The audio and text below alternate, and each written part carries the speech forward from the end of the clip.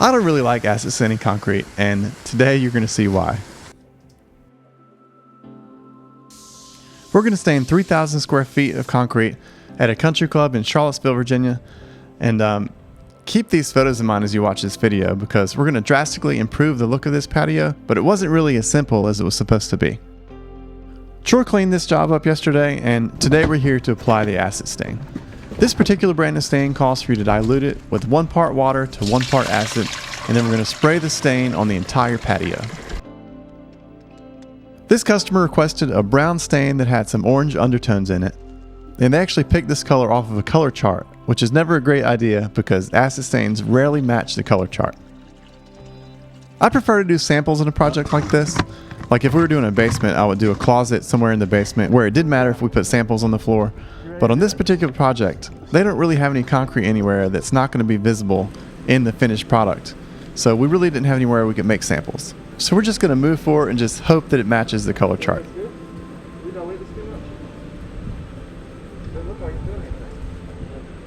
And right off the bat, I noticed that the stain didn't seem like it was reacting with the concrete very much. And that's the thing I really don't like about acid stain. You really never know exactly what color you're going to end up with.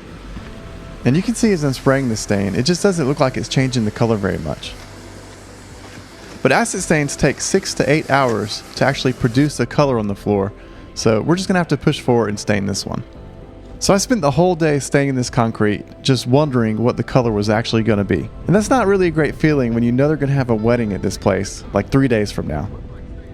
So we're going to let the stain dry overnight, and we'll be back tomorrow to clean this up and get it ready to be sealed.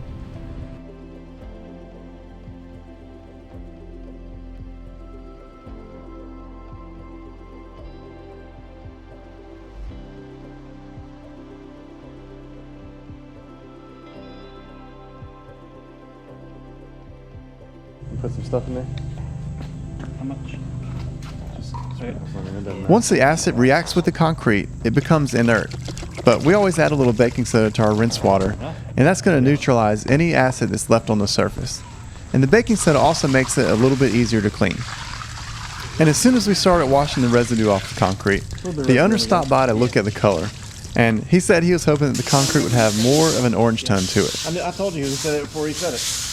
That's what everybody's going to say. They want it to look like the brand new stuff. Oh, yeah. And he said something about it. He wanted it to look orangey. This pad had a little bit of new concrete around some of these pillars, and he noticed that he really liked the color on the new concrete more than he did on the old concrete. But the new concrete has a lot of cream on top. You know, it's brand new, so you just have a lot more to work with. Whereas the old concrete, I mean, I'm not sure how old this is, but it's probably 30 or 40 years old. So we're making a huge improvement.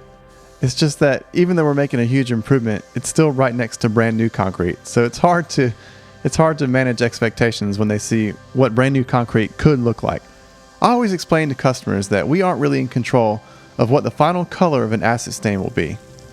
They choose the color, we apply the color, and that's really where it ends for us. But I also like to make adjustments if I feel like I can get the color closer to what the customer wanted.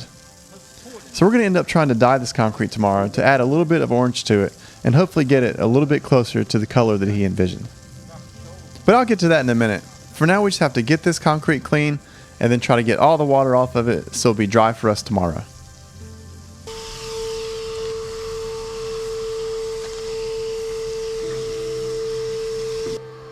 Okay, real quick, I just want to let you know that I just released a stained concrete course that covers everything you would need to know about staining concrete. So in the course, we're going to teach acid stain, which is what you're seeing in this video. But we also teach acetone-based dye. In addition to that, we do a semi-transparent water-based stain. So we're going to teach all 3 of the most popular stains that we do all the time, and it covers everything from prep to how to stain the floor, and then also how to seal the floor and what specific materials that we use. So if that is something you're interested in, it'll be the first link in the description down below.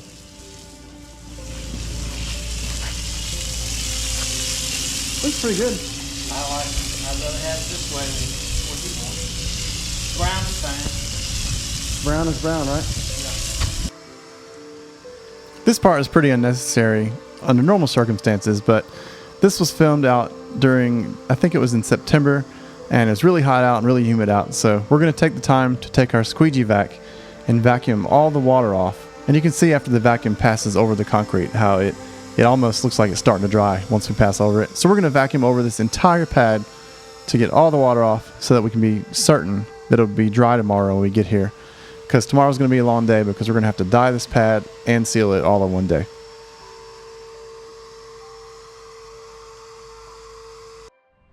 So I spent some time this morning mixing up a few colors of dye together to come up with a stain that will add a little bit of an orange tint to this concrete. And you can see here it looks like it's orange dye, but this is a UV stable dye that we mix with acetone, and we're just going to spray this on the concrete, and we're going to try to intentionally spray it unevenly so that the concrete still keeps that multicolored appearance of an acid stained floor. The dye doesn't look like it's changing the concrete very much right as we spray it, but if you watch this on a time lapse, and I'll kind of flip backwards and forwards between the original before we dyed it, and then here's a picture after we dyed it, you really can see a real difference. It's a subtle difference. It's definitely adding an orange tint, which is what the owner wanted to see. And I have to admit that I was really relieved by doing this process too, because I had been worried about trying to get that orangey color on this pad for the homeowner. I wasn't confident that we were definitely going to be able to do that.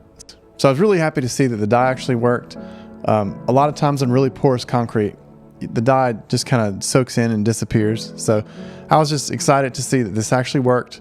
It added a little bit of orange tint to where I think we kind of met what the owner's expectations were. And we were able to do it and stay on the schedule so that they'll be able to have the wedding this weekend on a finished floor.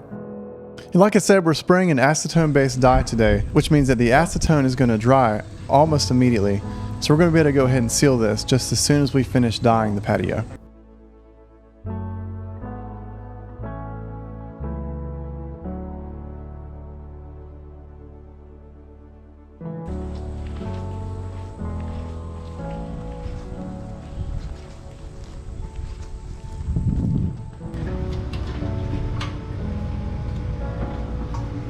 Here, another bucket. Leave one right there, yep. Okay, now that the project's ready to seal, we're going to spray on 2 coats of Decorative D1 sealer, and then Troy's going to follow behind me with a roller to even out any application marks. It doesn't really seem like the roller is doing anything at all in this job. The concrete is so porous that the D1 sealer is penetrating and drying almost instantly. Look how nice that looks. That's real good. I'm feeling better about it. You are cool. Cool.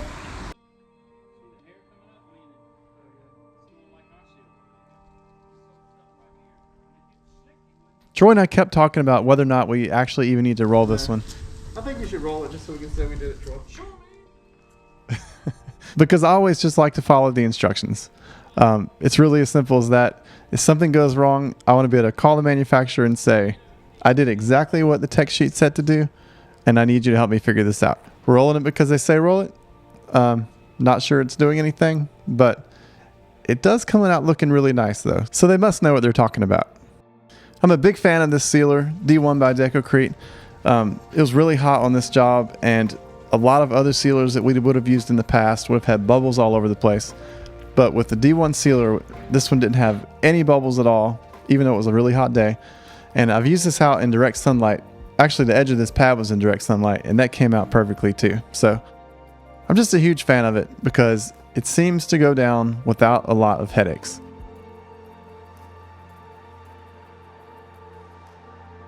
I'll leave links down below for all the materials we used in this video.